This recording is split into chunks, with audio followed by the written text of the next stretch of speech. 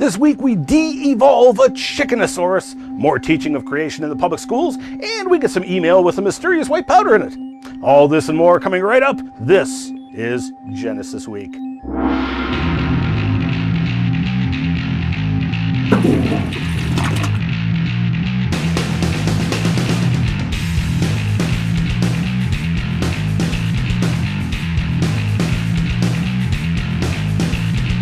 And welcome to this episode of Genesis Week, the weekly program of creationary commentary on news, views, and events pertaining to the Origins controversy, exclusive right here on YouTube.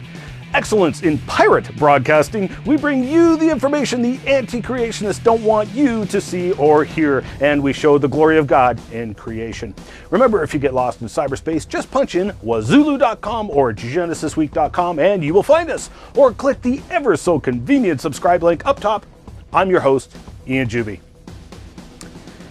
Live Science carried an interview with Dr. Jack Horner, famous paleontologist who was a consultant and inspiration for the characters in Jurassic Park.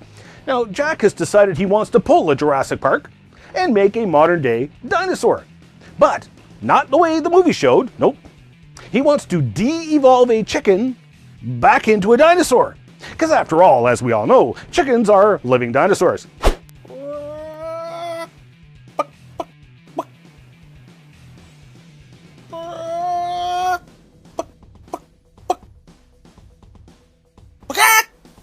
Now, I have great respect for Dr. Horner, but his comments and the Live Science article were filled with incredible amounts of unfounded evolutionary propaganda and assumptions.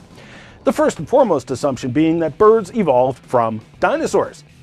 As I mentioned in passing last week, this is a typical evolutionary claim, complete with your average evolutionary thinker citing feathered dinosaurs as proof that dinosaurs evolved into birds. Until you point out that based on the evolutionarily assigned ages of the fossils, the evolutionary timeline is reversed. According to the evolutionary timeline, the feathered dinosaurs were evolving into unfeathered dinosaurs. And of course, let us not forget the Nature article from a few months back, which ruffled a few feathers after reporting the finding of a Cretaceous fossil duck. Yeah, I know. Jurassic and Cretaceous aren't the same time periods, but the word Cretaceous doesn't lend itself to humor. Of course, we also find completely modern bird fossils like Proto-Avis in rocks that are allegedly older than the dinosaurs the birds were supposed to have evolved from. For these and many more reasons, prominent evolutionists like Alan Fiducia and Stores Olson do not believe birds evolved from dinosaurs. And this, of course, is ignoring other problems for the dino to bird hypothesis, such as the fossil footprints from Nova Scotia, allegedly 350 million years old, which sure look like fossil ostrich tracks.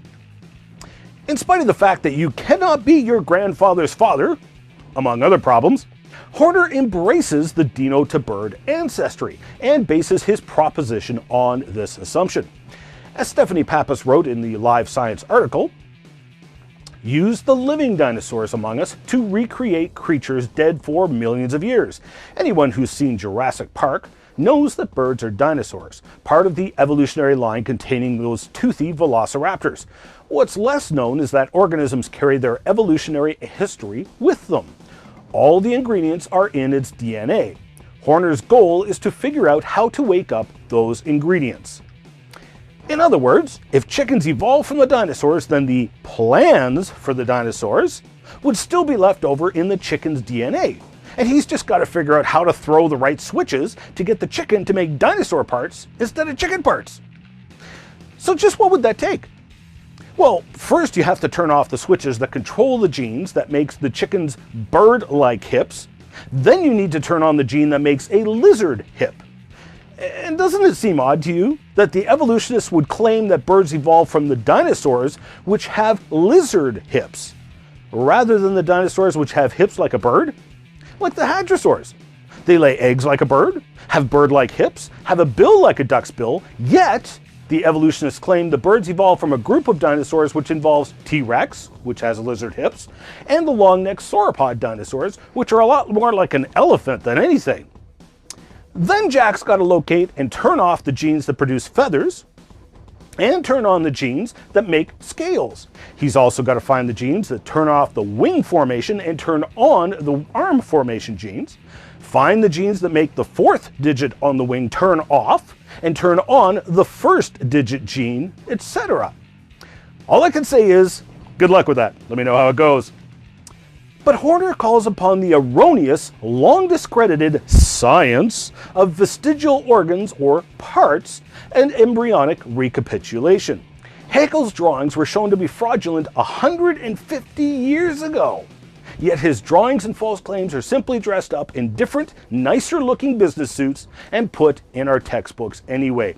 Horner quotes a classic example of this idea, specifically talking about the human tail, saying, "Human embryos, for example, have temporary tails which are absorbed by the body during development." Hogwash! It is nothing but a tall tale to call that a tail. It is not a tail, it is a somite. Developing organs, tissues, etc. Describing it as a tail is nothing less than evolutionary propaganda. In fact, it is misleading. David Coppage over at Creation Evolution Headlines had this to say about the Horner and Live Science article. "It was really sweet of Dr. Jack to inform the world that there are still people misinformed about evolution. The uninformed, he believes, can be brainwashed or taught the error of their ways. As for the misinformed, i.e. heretics, he said if they've been misinformed and don't mind being misinformed, then they probably will continue to be misinformed. In the zoo or in the insane asylum, presumably." I might also add that Horner is not just referring to creationists as being misinformed, but other evolutionists, such as Alan Fiducia and Larry Martin. Horner is also ignoring oodles of evidence I've only mentioned in passing here in order to embrace the dino-to-bird hypotheses. Of course, as Coppage pointed out, if you're going to de-evolve a chicken, why stop at a dinosaur? If Horner's ludicrous assumptions were correct, then you could de-evolve a chicken into an amphibian, a fish, a worm, a protoplasm, etc. Stephanie Pappas also authored another Live Science article entitled "New Year Brings New Attacks on Evolution in Schools." That's right, more whining over the introduction of legislative bills that either allow teaching of creation or critique of evolution in the public schools. Eugenie Scott, Executive Director of the National Center for Science Eradication, was quoted by Live Science regarding Indiana's proposed bill to include creation science. "What a dinosaur! Bills specifically saying thou shalt teach creation science haven't been around for a couple of decades," Scott told Live Science. That's because a 1987 Supreme Court decision in the case Edwards versus Aguilar found that teaching creationism as science in public schools is unconstitutional. Any laws passed requiring the teaching of creationism would thus be thrown out by the courts. Scott went on to say, "Teaching students that scientific explanations that are not controversial are controversial is miseducating them," Scott said, "and that's why these bills are bad." Let's get one thing straight here. Evolutionism is controversial. The only reason evolutionism has survived in the schools is because it must hide behind lawyers, judges, and school policies. When was the last time you heard of a physicist seeking court protection for his theory to be taught in schools without scrutiny? Well, you haven't heard of it because it's moronic! Either the theory stands or it falls under scrutiny. But yet this is precisely what evolution has required: court protection from scrutiny. Why? Because evolution disintegrates under even minor scientific scrutiny. Oh, and by the way, yes, the Supreme Court said it was unconstitutional to force schools to teach creationary theories. However, they also ruled it was not unconstitutional to permit such teaching.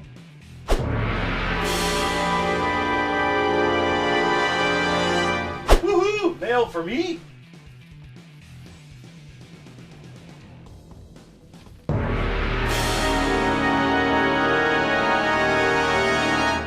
The last episode of Genesis Week was launched into the number 3 position of most discussed videos in science and technology within 2 days of posting it.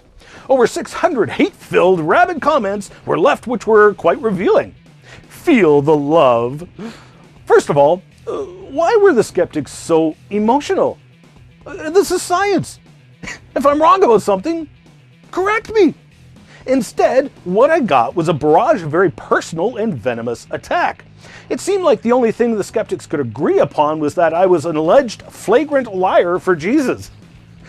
Besides being an incredibly presumptuous accusation, they couldn't seem to agree on what it was exactly that I was lying about. Well, I think that speaks volumes of the anti-creationist claims and false accusations. It was quite entertaining to watch the skeptics contradict themselves and each other. Go read the comments for yourself. Then to add to that, multiple people got downright angry at me for saying that birds evolved from dinosaurs. Hello! It was an evolutionist who said that, not me. I was merely responding to the evolutionist. Now, this is a lesson I learned many years ago when we held the Skeptics Night at Carleton University in Ottawa. It was the first event of a week-long National Capital Creation Conference. It was standing room only in the lecture hall, and for the next week I heard from lots of people who had been to the Skeptics Night, including people who were neither creationists nor Bible believers, but they all said the same thing.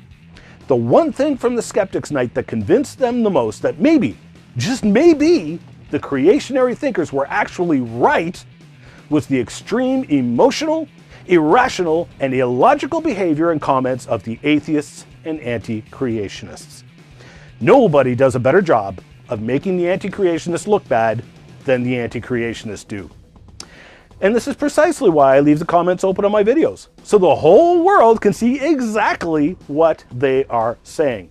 This is typical of the quality of argumentation from the anti-creationist camp. It's not difficult to point out the glaring errors in their claims, and if you pay attention, they themselves usually point out their own glaring errors for you, even contradicting themselves and each other. Now, I'm not out to poke fun at people or just prove them wrong, but rather I want to search out and find the truth, which I have personally found to be Jesus Christ, our Creator. So why then such emotional and personal reaction? I'm only talking about scientific matters.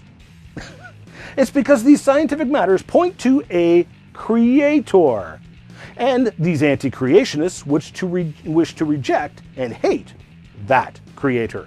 So the hatred and irrationality of rejecting their creator spills over onto me, and I'm okay with that. There's so much more I wanted to talk about this week, but I'm out of time. Join me next Thursday for the next episode of Genesis Week, and remember to rant down below, and if you like the program and want to support it, please do me a favor, subscribe up above, and click share down below to easily share with all your friends on Facebook, Twitter, or Google+. Thanks for watching. I'm your host, Ian Juby, reminding you that Jesus is the way, the truth, and the life. No one comes to the Father but through him. We'll see you on the flip side.